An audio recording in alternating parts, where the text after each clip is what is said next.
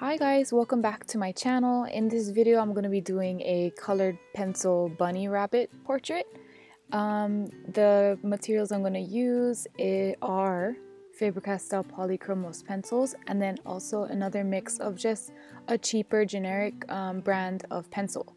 I'm also going to be using two different blending techniques, and on the head I'm going to be using the Prismacolor blending stick. Looks like a nude colored color pencil, but it actually doesn't deposit any color, it just kind of smudges everything out. And then on the body I use a solvent to blend or break down the pigment, and it kind of just mushes everything together and creates a softer look. The color pencil can get pretty grainy if you don't layer it right, so that's what we're going to be doing. The video of the body part cuts off though.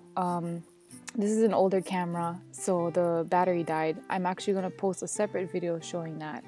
So anywho, a quick disclaimer, the quality of this video isn't particularly the greatest. The camera is a few years old, and I think it's kind of crazy that my iPhone has better video recording capabilities than the DSLR camera. I need to free up some space so that I can record longer, lengthier videos on my phone, because right now it is maxed out at like 200 gigabytes. I don't know how the heck, but anyways.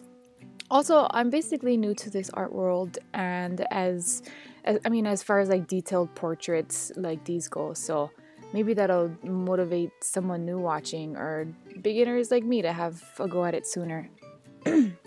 I feel like everything looks pretty terrible in the beginning, and then you kind of stick with it, and the more effort and attention you put into it, slowly starts to come together. It's all in the process. Hopefully it looks good at the end. So yeah, these are my methods that I have learned over time, and these have been accumulated from learning from other artists. Particularly the solvent blending one I learned from, I don't know if she's British or UK, I don't know the difference honestly, but Kirsty Partridge, I want to say. She's a pretty big artist, YouTuber, and yeah, I learned a lot from her, and I like mainly watch her videos because she has a super cool accent, and you know, the artist tutorials are just a bonus. Anyways, shall we? I know I've already started in the video, but I start off first with the eye. And usually the eye will have black or some sort of dark color that gives you a value reference, and I like to start with that because it can, like I said, it gives you a reference to make sure the rest of the drawing will be even as far as like values and colors go.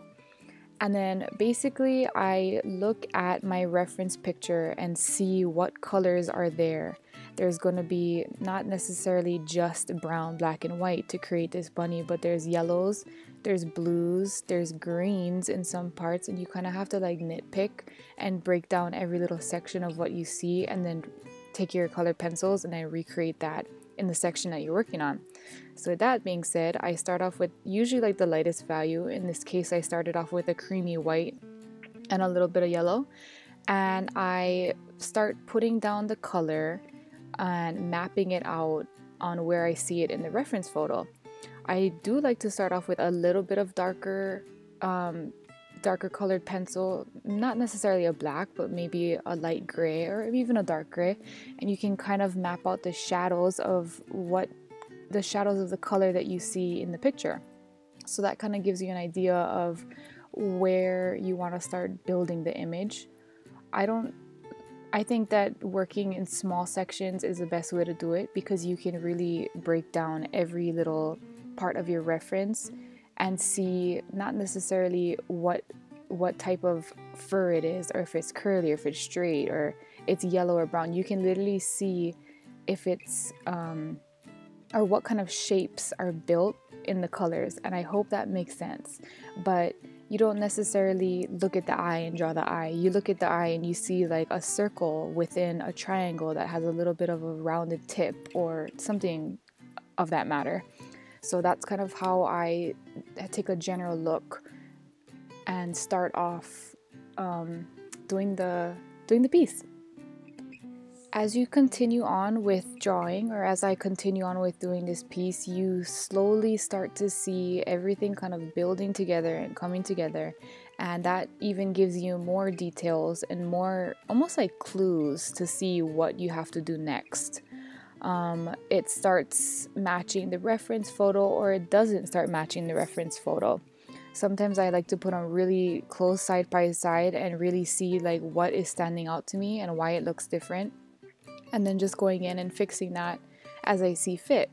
I always try to start off with your lightest color and then building and layering and layering and layering, because that's how you're gonna get the colors to blend when you go in with your blending pencil, like this one right here. So that's the one I was talking about, or your solvent, or whatever blending. If you're gonna do a burnishing method where you're kind of like using pressure to blend in your color, that's kind of like what the blending pencil does.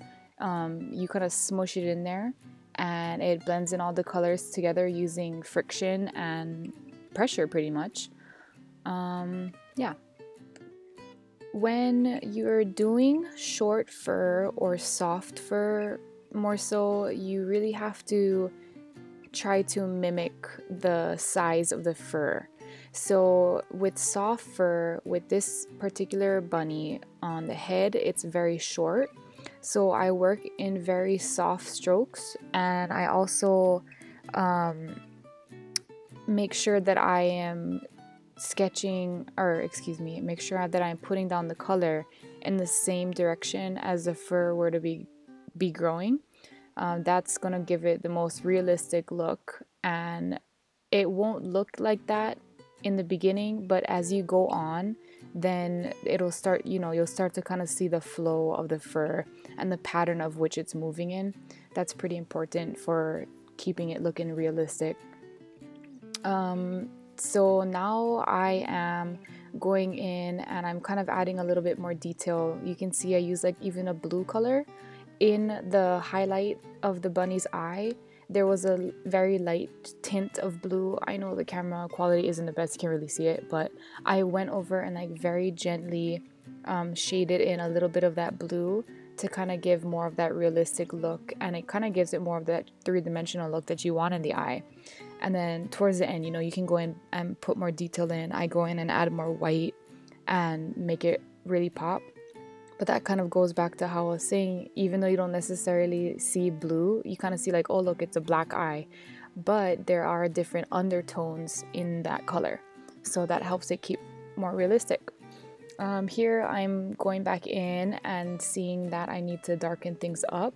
Like I said, you go back and you look at the reference picture and you kind of see like if it's not really adding up, you need to make adjustments. So in this case, I needed to add more depth in the ears and the face. So I go back in. If I'm using a black pencil, I'll try to use it very lightly at first, because that's the last thing you want to do, especially in like softer, lighter areas. If you're gonna press down hard, and it's not gonna look right. It's gonna look like a black mark on your paper instead of like a darker shade of a soft fur. So you definitely want to start off lighter and then kind of gradually work your way up. So it really is all about the layering. I notice when it comes to lighter areas, you definitely have to really map it out and make sure that you're not gonna get it too dark, because it's hard to lift up color once you put it down. Maybe not necessarily for colored pencil. I mean, it is possible to lift it with an eraser, but it's better to start off lighter and kind of build your values around it. In this case, that little fluff of fur behind its cheek, it was a little bit more white in the reference photo, and I wish I would have kept it that way, but I went a little bit too dark there. It might not look like anything at first, but once you start putting the darker shades that are really going to make it pop, then it starts coming together. But most importantly, you just want to make sure that you keep the highlights light and make sure not to overdo it. Yeah, so here I kind of went with an eraser and was lifting up any depth that I saw, or wanted to brighten things up a bit, which it doesn't really make a significant change, but it definitely cleans up the whites. And I think that's really all that I have to say about this piece. I guess the key takeaways would be start light and really layer on your colors and take into consideration undertones that you see, like blues or greens or something that your eye doesn't necessarily pick out at first, because that's what's going to give your color more richness and saturation almost, instead of just using neutral tones or the colors that your eye does see first off. Second, keep your highlights light. Try not to, like, be careful not to overwork them or cut into them, because, you know, like, so for example, around the eye there's that white rim, and if I would have gone too much, then it would totally have thrown off the whole image, and I probably would have to start all over. So be aware of your highlights. 3, work in the direction of your hair or fur pattern and stay in the size range of your fur pattern. If you have short fur, then you can make little short strokes. Always keep it light. Or if you have long fur, you can make longer strokes. And that's kind of for short hair. I mean, straight hair. For curly hair, that's a whole nother ballgame. But maybe that can be for a different video.